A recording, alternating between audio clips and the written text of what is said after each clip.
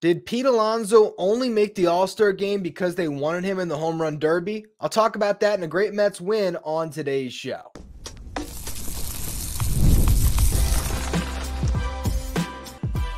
You are Locked On Mets, your daily New York Mets podcast. Part of the Locked On Podcast Network, your team every day. Hello to all you amazing Mets fans. You're watching Locked On Mets, part of the Locked On Podcast Network, your team every day. I'm your host, Ryan Finkelstein. If you want to find any of my work, follow me on X at Finkelstein Ryan. You can also find some of my writing at justbaseball.com, where I work as the managing editor. Today's episode of Locked On Mets is brought to you by Tax Network USA. Did you know that it's never too late to resolve your tax issues with the IRS? Don't wait. Reduce your tax debt and get help from a team of licensed tax professionals by calling 1-800-549-1000 or visit tnusa.com/lockedon. And the Mets had a thrilling victory over the Pirates that I will discuss in the next segment. But I had to open the show today on the All-Star news, which is that Pete Alonso has made the All-Star team while Francisco Lindor and Brandon Nimmo were snubbed. And I was heated when I first learned this news because I did not even register the possibility that Alonso would make the All-Star team, which shame on me because this is his fourth selection and fourth out of 5 possible chances to be an All-Star. The only year that he did not was 2021, where his first half numbers were worse than what he's done this year. He's had a good season, don't get me wrong. 18 home runs. He's getting close to 50 RBIs. It has not been a bad year for Alonso. But he did not deserve to make this team, particularly over the two Mets that we were all thinking were going to make it in Lindor and Nimmo, and the guy whose spot he took in Christian Walker. And so now Major League Baseball has put me in this weird position where I'm going to argue against a guy that I love in Pete Alonso to make the All-Star team. And look, Francisco Lindor, Carlos Mendoza, Brandon Nimmo, they all said the right thing. You know, we're happy for Pete. He deserves it. And you can't say anything else about your team, man. I wouldn't expect them to. But I'm here to tell you that Pete Alonso doesn't deserve to be in the All-Star game this year. And the Home Run Derby absolutely played into his inclusion in this event, or in both events, really.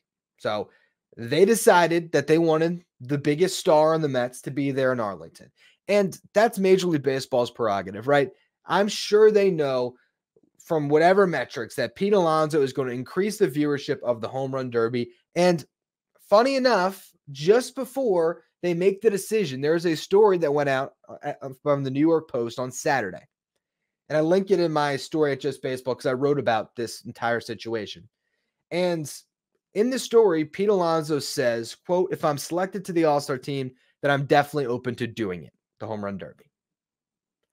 Day later, he's selected to the All-Star team, and he announces that he is going to be part of the Home Run Derby. Now, the Home Run Derby is better with Pete Alonso in it. But we've seen it 4 times already. This will be the 5th time. I'm happy Alonso's there. But would I have been even more happy if Brandon Nimmo got his first All-Star appearance and maybe they did a passing of the torch and they said, you know what? Let's still get that New York market involved and let's get them really excited for who's going to be in this Derby. Let's give Mark Vientos a chance to compete. Because if you ask me who would I rather see in the Home Run Derby, a guy in Alonso who I've seen it time and again, or Mark Vientos for the first time on the big stage, I would prefer to see Vientos.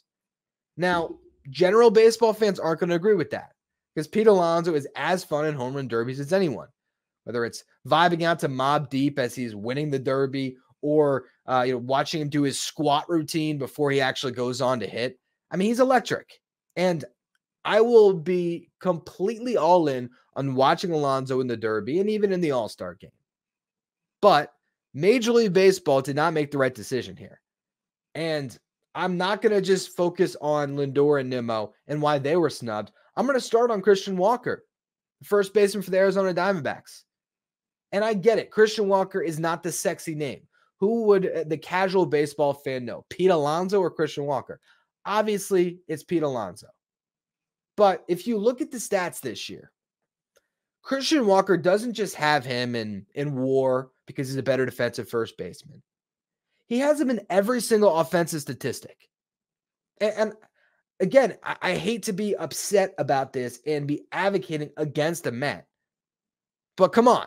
Look at the numbers and tell me that Pete Alonso deserves it over Christian Walker. Who has more home runs this year? Christian Walker's at 22, Alonso's at 18. This is all before the game today, but Pete didn't homer. And I don't know what happened with Christian Walker with the Diamondbacks, but these were stats going into play on Sunday. So Walker has him in home runs. He's got significantly more RBIs, 64 compared to 48. He's got him across the board in the slash line. 268 batting average compared to Pete at 243. 341 on base compared to Pete at 325. 516 slug compared to Pete at 467. He's got an 857 OPS compared to Pete at 792.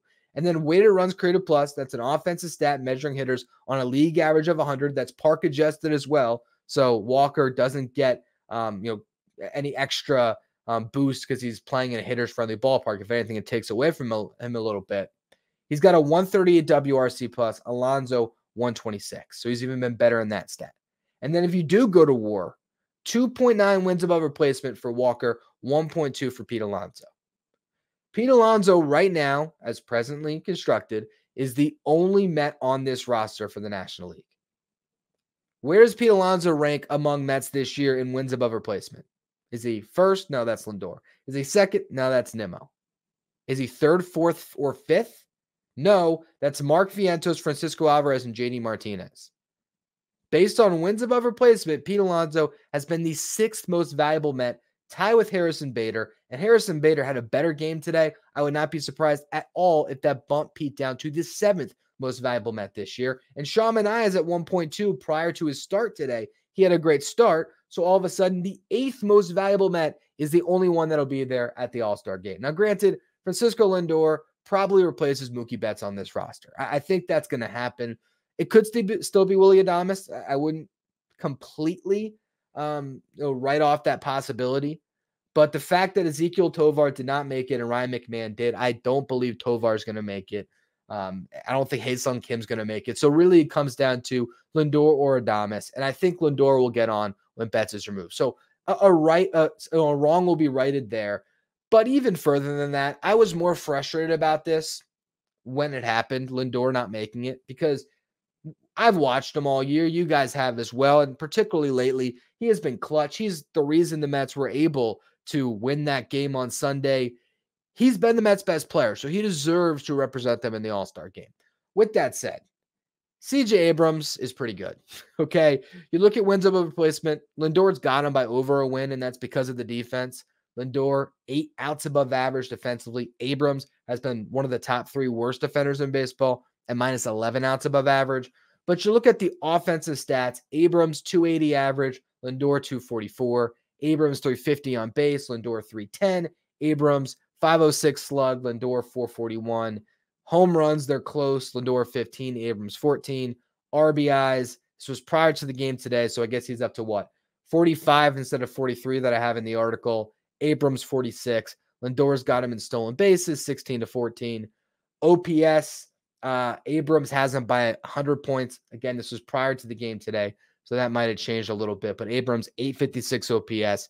WRC plus 138 for Abrams compared to Lindor at 116. Again, will be adjusted after 3 for 4 day from Lindor with a walk. Bottom line, Abrams has had a really good offensive season, and he deserves to be the lone representative for the Nationals. So I'm less mad about that. And again, I think ultimately Lindor is going to make it. Brandon Nimmo could make it as well. Fernando Tatis Jr. is unlikely to play in the All-Star game. He has been voted a starter, if I'm not mistaken. And let me check just to confirm that. Yeah, he's a starter along with Jurickson Profar, his teammate, and Christian Yelich. So that's going to clear a spot. I imagine Teoscar Hernandez fills in the starting lineup, you would think, only because he's got the lead among outfielders in home runs and RBIs. And then the other guys that are reserves are Jackson Merrill, Elliot Ramos, and Brian Reynolds. So you look at those guys and you compare them to Brandon Nimmo. And again, this is where the article has cooled me off a little bit, because there is a case to be made for all the guys that got in over Nimmo. If you look at Ramos, for example, he's played in less games, only 53 games, but he's hitting 300, 372 on base, 522 slug, has 12 home runs in 53 games and 40 RBIs. He's been very good. He has been nearly as valuable as Nimmo when it comes to WAR. He's half a win behind, but has played was it 30, about 30 less games. So I get Ramos being on there, even though they have Logan Webb as an all-star as well. So they didn't have to put Ramos on the team, but I understand why he did get the nod. Again, I mentioned Teoscar Hernandez has home runs and RBIs as far as leading among NL outfielders. So that makes sense, even though you can absolutely make the case because of the defensive component and the fact that Nimmo has been better based on WRC plus than Teoscar, that he deserves it. I get why Teoscar Hernandez is on this team. The spot that I had the biggest gripe with is probably Brian Reynolds. Brian Reynolds has a slightly worse WRC plus than Nimmo. He's also almost a win behind in wins above replacement. So I think Nimmo should have got it, but Reynolds has him in home runs and slightly in RBIs. What did Nimmo get? 1 RBI in the game today. So yes, slightly. They're pretty much even. Nimmo has him in stolen bases. It's close. I guess you can make the case that Brian Reynolds is the bigger star. This is his second all-star appearance.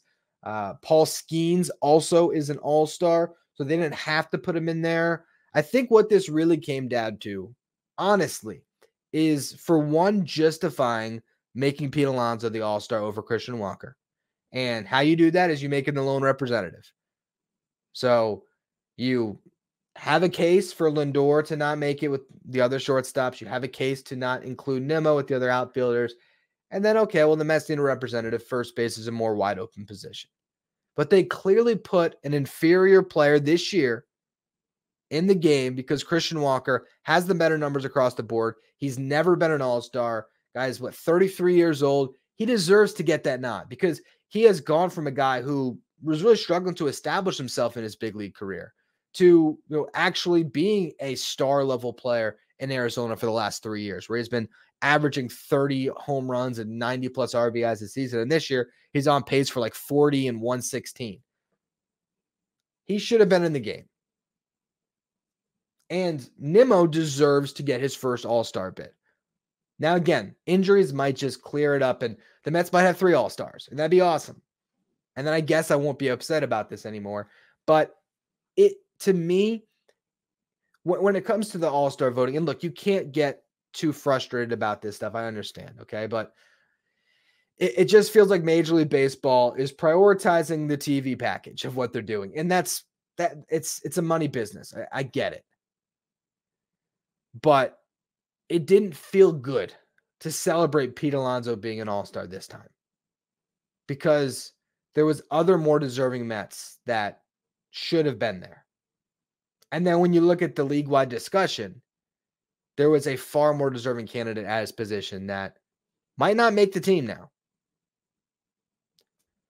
We'll see exactly how the rosters shape themselves over this final week as players drop out like Betts, like Tatis potentially. And that could open the door for Lindor and Nimmo, and there could be another injury that opens the door for Walker for all we know. Bryce Harper is hurt, although he's expected to come back this week. But again, it was just a weird set of emotions for me when the news was announced because I really didn't expect Pete Alonso to get that recognition this year. And honestly, when it comes to the home run derby, as much as I am thrilled to see Pete go for a 3rd crown to tie Ken Griffey Jr. as the only other player to ever have that many derby wins, I would have preferred to see Mark Vientos in the event. Just me. But let's now focus to the great win the Mets had on Sunday, and we'll push all the all-star conversations to a later date. So I'm going to talk about the thrilling end of the game the Mets had against the Pirates in just a minute. First, though, a word from our sponsors. Today's episode of Locked On Mets is brought to you by Prize Picks. Prize Picks is the easiest and most exciting way to play daily fantasy sports. Unlike other apps, on Prize Picks, it's just you against the numbers. All you do is pick more or less on 2 to 6 player stat projections, and you watch the winnings roll in. Get in on the daily action with your friends and become part of the Prize Picks community today. You can now win up to 100 times your money on Prize Picks with as little as 4 correct picks. You could turn $10 into $1,000. If you're looking for promotions, Prize Picks has got you covered every week, from lowering select player stat projections on Tuesdays to help your lineup hit, or getting your entry fees back if you have a losing lineup on Fridays. Download the Prize Picks app today and use the code LOCKEDONMLB for a first deposit match up to $100. That's code LOCKEDONMLB on Prize Picks for a first deposit match up to $100. Pick more, pick less. It's that easy with Prize Picks. Today's episode is also brought to you by Tax Network USA. Here on Locked On Mets, we pride ourselves on getting you the latest news for your team, whether it's the offseason, the draft, spring training, or the playoffs. It's year-round. You know what else is year-round? Collection season.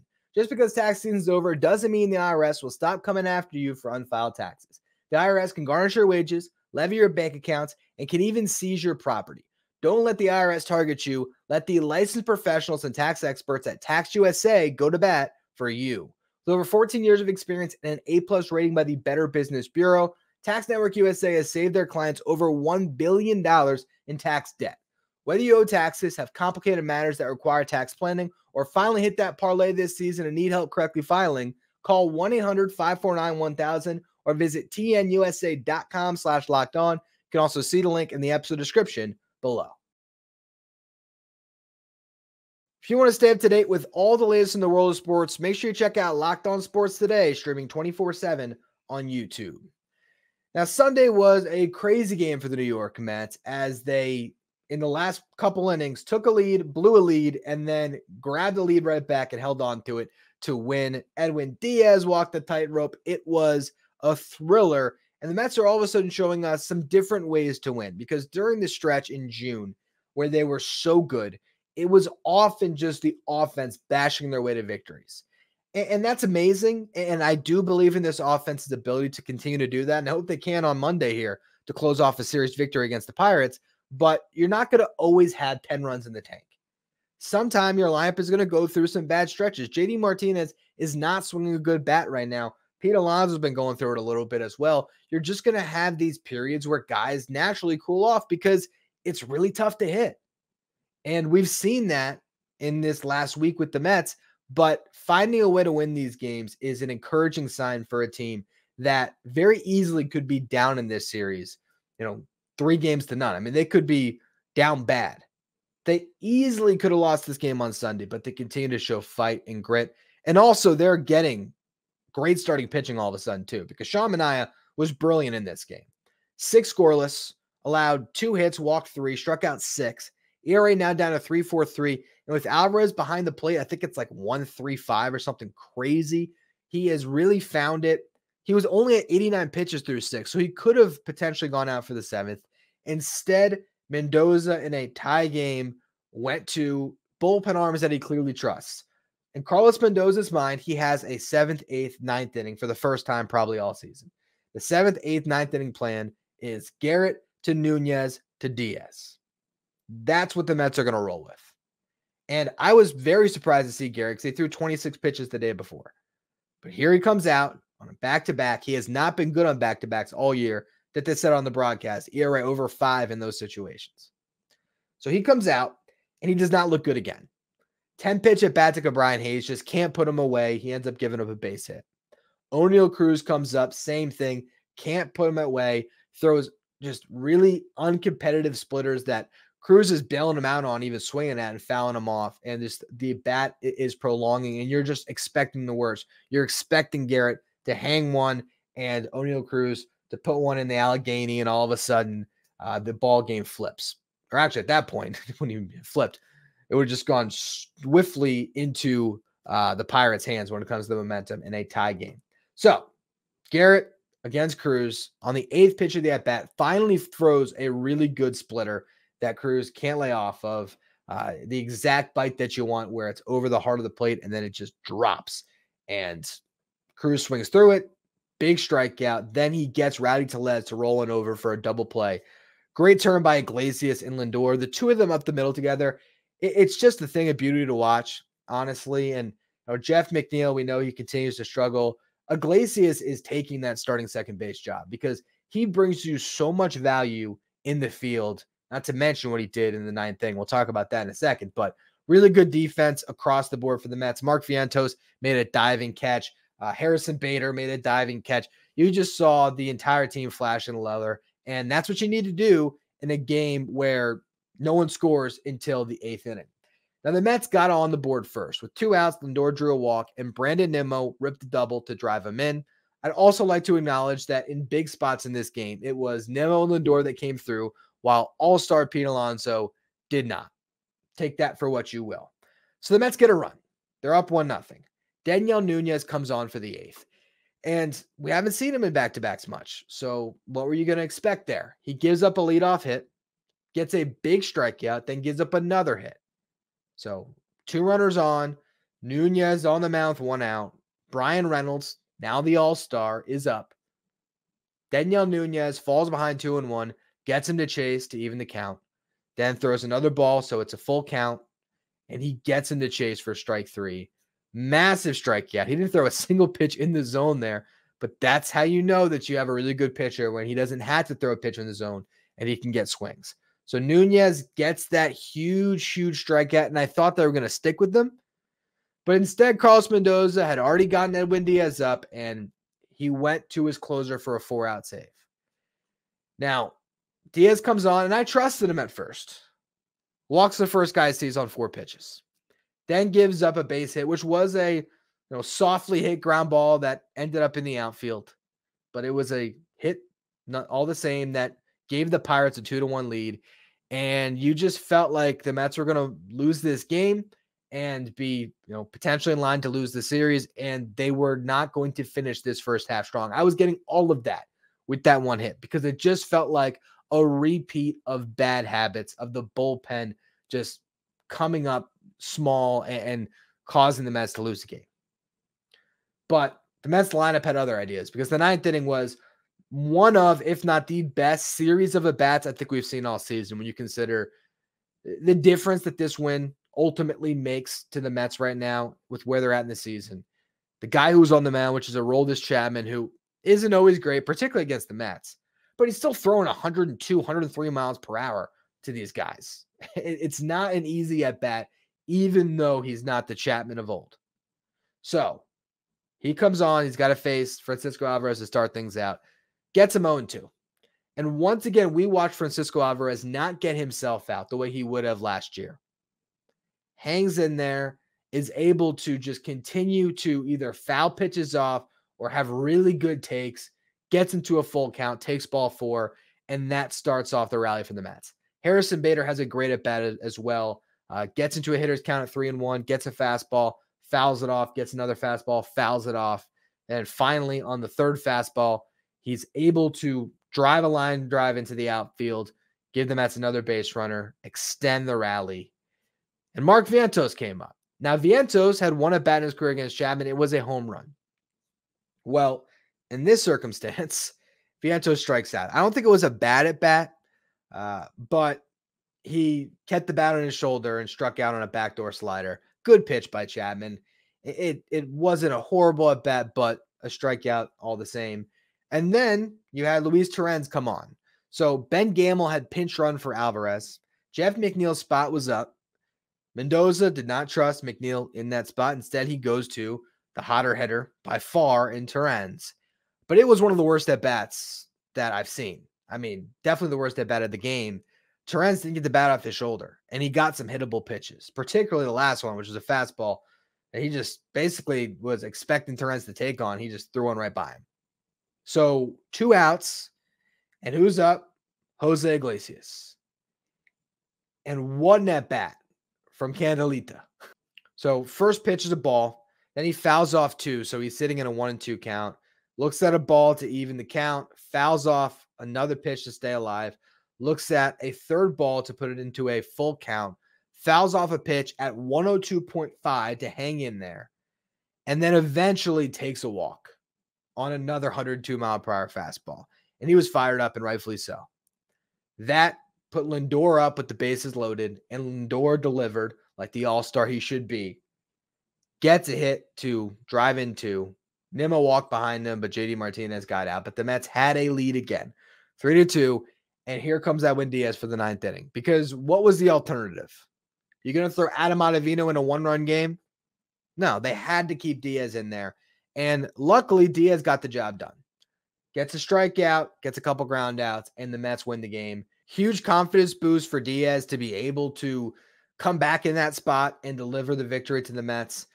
He obviously blew a save, but he got a win. And the lineup for the at-bats that they had against Chapman to just grind their way to a victory, it's massive because now you're in position to win a series. And if you don't, at least you didn't lose a series to the Pirates, because this has been a series where it has never felt comfortable for the Mets. So if they can find their way to win it, hats off to them. But even if they don't, I think they're in good position here with the final week before the All-Star break to hopefully win the last two series against the Nationals and the Rockies and put themselves in really good position heading into that break and with the trade deadline looming. So what I want to talk about next here is the final game of this Pirate series and the week that lies ahead, the final week before the All-Star break. We're going to preview what lies ahead. First, though, a word from our sponsors. Today's episode is brought to you by FanDuel. I love sports. I love them so much. I never want them to stop. But as the playoffs wind down, we just get fewer games now in the summer, and the sports aren't sportsing like I want them to. But FanDuel lets me keep the sports going whenever I want, because all I have to do is open up the app and dream up bets anytime that I'm in the mood. And this summer, FanDuel's hooking up all customers with a boost or a bonus daily. That's right. There's something for everyone every day all summer long. So head over to FanDuel.com/lockedon and start making the most out of your summer. FanDuel, the official sports betting partner of Major League Baseball. If you're an everyday listener of the show, make sure you become a Locked On Mets insider. This is our text and service where you get updates from me anytime some news breaks on the Mets. You can also ask me questions anytime, and you get the starting lineup graphic sent to your phone each day, so you don't have to go on social media to see who's starting for the New York Mets. If you want to be a Locked On Mets insider, find the link in the episode description. We'll go to subtext.com/LockedOnMets. Monday is going to be an interesting game as Christian Scott will make his first MLB start on regular rest. We've talked a lot about Christian Scott this year and the need to have a six-man rotation when he's in the fold. Now, when Kodai Senga comes back, that's going to solve that because the Mets are not going to have a five-man rotation with Senga. So down the stretch this year, if Scott and Senga are both part of this rotation, everything is going to be cool when it comes to this. But right now, the Mets have decided for this last stretch before the All-Star break that they are sticking with the five-man rotation. Jose Butto has become a necessity in that bullpen. You can't have Tyler McGill make a start, and I don't think they want Joey Lucchesi to make a start. So this is Christian Scott's opportunity to show the brass with the Mets here that he can pitch on 4 days rest. Great opportunity for him. As you look at the final week slate, Christian Scott is a 2-start streamer if you play fantasy. I actually don't, but I am a managing editor for a website where we do publish those articles, so that's why that popped into my head right there. But regardless, Christian Scott's going to start twice this week. So you look at the road ahead, you're going to get 2 starts from Christian Scott, 2 starts from Jose Quintana, and 1 each from Luis Severino, David Peterson, and Sean Manaea. Mitch Keller's going for the Pirates. Tough matchup for the Mets, but who knows? Maybe going up against the best starter of this series, not named Paul Skeens, we can see the Mets lineup explode because they haven't in some time. Maybe this is the game where you pile on a bunch of runs, and it would be very much welcomed as the Mets bullpen is in dire straits right now because Garrett, Nunez, Diaz, they're all burned. I doubt you see any of them because they all just pitch back-to-backs. I don't think any of them are going to pitch 3 days in a row. So you don't have any of your high-leverage relievers available. That means maybe Adam Ottavino is the de facto closer. You have Eric Orsi, who's still yet to make his MLB debut, available. But do they want him pitching in leverage? Out of necessity, maybe, but likely not. You have Jake Diekman, who's been a train wreck lately. And then you have Adrian Hauser and Jose Butto, who I think are going to play huge roles in this game. You hope Christian Scott gets through at least 5, if not 6. And then Adrian Hauser probably comes on, and you hope you can steal a couple innings there and see where you're at. Now, if the Mets have a huge lead, you can let Hauser maybe go 3 innings or something like that, really just eat up a lot of the end part of the game because that bullpen desperately needs it. Maybe you see the same from Butto, but I think the starting pitchers are going to decide this game. And I don't mean Mitch Keller and Christian Scott, although that's going to factor in a very large degree. I'm just talking about the Mets starting pitchers because it's going to be Scott and it's going to be the converted starters or converted relievers, I guess, in Hauser and Butto that are going to have to really carry the load, especially in a high leverage situation where you typically might not see them. They're going to be huge for the Mets in this game. So we'll see what they can do. I'm honestly happy, though, even if the Mets lose this game, the fact that they took 2 in Pittsburgh when it looked like they were going to lose particularly on Sunday. I feel great about whatever happens on Monday. And then you look at the rest of the week, 3 against the Nationals, 3 against the Rockies. And the National Series, that's going to be interesting because the Mets could bury Washington. They had the chance to in that other series in DC where they could have taken the first 7 potentially against the Nationals for the year. Right now, they've won 5 of the first 7 matchups. This is an opportunity to put your competition away a little bit. They are already sort of clinging to the wild card race, and they have every incentive to sell at this year's deadline. Jesse Winker, they should probably trade him. If Trevor Williams gets healthy, they should deal him. Kyle Finnegan, their closer, they should probably deal him. And they can go across their roster and find all the pieces. Even Lane Thomas, you can make a case they should trade him. He's getting closer and closer to free agency. He's the guy that can get a lot for at this deadline because there's not a lot of players available. That's a team that I think would be more motivated to sell than they'd ever consider buying. If they are close enough, they might just sit on their hands. But the Mets have to take advantage of this opportunity at home to win a series against the Nationals this week. And then you got the Rockets coming to town, one of the worst teams in baseball. So the Mets really need to take advantage of this final week of play. You don't have to win them all, but taking 5 games across this week would be huge. It really would. Obviously, at least 4 if they lost to the Pirates and won each of the next 2 series. I'd be good with that. But what happens if you do that? They're right now at 500. They lose on Monday. They'll be a game under. They go 4-3 down the stretch. They're going to be at 500 at the All-Star break. And when you look at the wild card race, while the Mets are 2 games back sitting at 500, you have the Padres and the Cardinals that have created some separation because they are now consistently over 500. A lot of teams this year in the National League have just been up and down, up and down. These 2 teams have been stable lately, just consistently winning 6 out of 10, 6 out of 10, just doing everything they can to hold on to their place in the current position to be wildcard teams. You're looking at the Padres are 4 games over. The Cardinals are 5 games over 500 right now. The Cardinals are minus 39 when it comes to their run differential. So I do think there's some smoke and mirrors there, and they might be due to come back down to earth. But these are also 2 teams that could be aggressive buyers at the deadline. So you want to get as close to them as possible. If the Mets can have a really good last week here, they might just be rubbing shoulders with them even closer at this break. You want to see this Mets team at 3-4 games over 500. That would be unbelievable. Right now, they've just hung around this spot where they're over 500, back at 500, under 500, and they've been doing that. Let's see them take advantage of the schedule, really push forward. And I think they have everything they need to actually do that. The bullpen is in a lot better shape. We've seen it the last couple games here where they've held on to leads or given up, but then been able to hold on ultimately. And the rotation is locked in. This lineup, I think, is due to have another hot stretch coming up here, especially when they get to some of those Rockies pitchers at the end of the week. So very important road ahead here for the Mets to do everything they can to get themselves well above 500 by this break. We'll see how they actually fare doing it. I'll be covering all of it throughout the week. I appreciate all of you who tuned in to today's show. If you're listening on the audio side, follow, rate, and review wherever you get your podcasts. If you're watching on YouTube, hit that subscribe button. Want to get to 9,000 subs by the All-Star break, and we are within 100. So please do me a favor, hit that red subscribe button.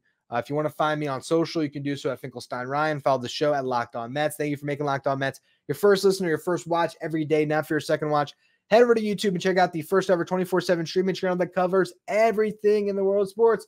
Talking about Locked On Sports today with our local experts from each team and our league-wide experts from each league. Find Locked On Sports today streaming 24/7 on YouTube and Amazon Fire TV.